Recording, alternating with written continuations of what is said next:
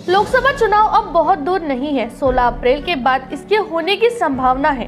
केंद्रीय चुनाव आयोग ने तैयारियां भी आरंभ कर दी है। इसी की कड़ी में जिला प्रशासन के मतदाता पुनरीक्षण कार्यक्रम में जिले में 2,10,595 नए मतदाताओं का पंजीकरण किया गया है। इनमें 18 से 19 आयु वर्ग के 88,449 वोटर शामिल हैं। मंगलवार को जिला चुनाव अधिकारी एवं जिलाधिकारी डॉक्टर विपिन इटनकर ने पत्र परिषद में यह जानकारी दी। उल्लेखनीय है कि मिशन युवा कार्यक्रम आरंभ कर जिले में 18 से 19 आयु वर्ग के जिले में 75,000 मतदाता बनाने का लक्ष्य रखा गया। मंगलवार तक 88,449 मतदाताओं का पंजीकरण हो चुका था। जिला अधिकारी ने बताया कि आयु के 18 वर्ष पूर्ण कर चुके युवाओं को मतदाता सूची में शामिल करने के लिए जिला प्रशासन ने कई उपक्रम आरंभ किए थे। महाविद्यालयों में विशेष शिविर आयोजित कर 17 वर्ष पूर्ण कर चुके युवाओं से आवेदन स्वीकारे गए। बहरहाल मतदाता सूची में उनके नाम 18 वर्ष पूर्ण होने के बाद दर्ज होंगे। 18 से 19 वर्ष के 88,449 मतदाता होने से अब हर दल इस वर्ग को आकर्षित करने का प्रयास करेगा। जिले में लोकसभा की 2 सीटें हैं, विधानसभा की 12 सीटें हैं। माझा नमस्कार।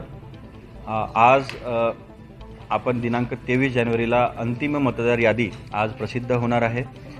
त्या अनुषंगाने मागच्या एका वर्षामध्ये कंटिन्युअस अपडेशन आणि समरी रिव्हिजनमध्ये आपण जे काम केलेलं आहे त्याचं सगळ्यांचं आज फलनिष्पत्ती होऊन आजची अंतिम मतदार यादी आपण आज पब्लिश केलेली आहे।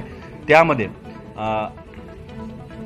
नागपूर जिल्ह्यामध्ये आम्ही फोकस केलं होतं की जास्तीत जास्त जे नव मतदार आहे 17 to 19 इयर्स त्यांचं सगळ्यात जास्ती आपल्याला एनरोलमेंट करण्याचं टार्गेट घेतलं होतं। ते बऱ्यापैकी सक्सेसफुल होऊन आपण जवळपास 88,000 नवीन मतदारांना आपण याच्यामध्ये एनरोल केलेलं आहे। आणि जर सगळे नवीन मतदार जर आपण पकडले तर जवळपास 2,10,000 आपण नवीन मतदार आपण ॲड केले।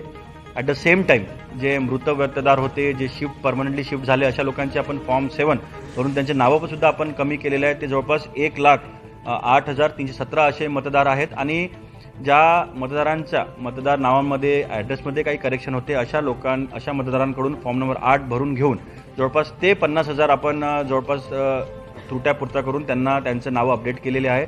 असं पूर्ण जर आपण बघितले तर जवळपास नागपूर जिल्ह्यामध्ये 3,81,522 form total form 6, form 7, form 8 भरून एवढं आपण फॉर्म भरून घेतलेले आहे। आणि ही प्रक्रिया इथेच न संपता आता आजपासून कंटिन्युअस अपडेशन सुरू होईल। लास्ट डे ऑफ नॉमिनेशनपर्यंत ज्या व्यक्तीचं नाव अद्यापर्यंत फॉर्मचा भरून राहिलेलं आहे, ज्या वोटर्सला आपलं नाव कमी करून घ्यायचं आहे इथून किंवा आपल्या नावामध्ये करेक्शन करून घ्यायचं ते प्रोसेस सुरू राहील। तर आपण BLO मार्फत या ऑनलाईन जे आपले वोटर्स हेल्पलाईन ॲप आहे त्याच्या सुद्धा आपण ऑनलाईन फॉर्म 6, फॉर्म 7, फॉर्म 8 हे भरून घेऊन जिल्हा प्रशासनाचं मतदार यादी प्युरिफाय करण्यामध्ये मदत करावी असं आपल्या वतीने मी आज सगळ्यांना आव्हान करतो। आणि सगळ्यांना या मागच्या एका वर्षामध्ये सगळ्यांनी इलेक्ट्रॉनिक मीडिया, प्रिंट मीडिया, सगळे BLA, आमची सगळे डिस्ट्रिक्टची टीम सगळ्यांनी जे आपण सगळ्यांनी टीम म्हणून जे काम केलं आणि मोठ्या प्रमाणामध्ये आपण यंग वोटर्स जे आपल्याला एनरोल करता आले त्याची दखलसुद्धा इलेक्शन कमिशननी घेतलेली आहे। आणि नागपूर जिल्ह्याला त्याच्यासाठी अवॉर्डसुद्धा देण्यात आलेला आहे। त्यामुळे हे काम इथंच न संपता आता आपल्याला इलेक्शनपर्यंत नेऊन मोठ्या प्रमाणामध्ये आपल्याला इलेक्शन करून घ्यायचं आहे। आणि मागच्या वेळेस जे वोटिंग पर्सेंटेज होतं त्याच्यापेक्षा कमीत कमी 10 ते 12% आपल्याला वोटिंग पर्सेंटेज वाढवण्यासाठी सगळ्यांना आता कामाला लागावं लागेल। थँक्यू।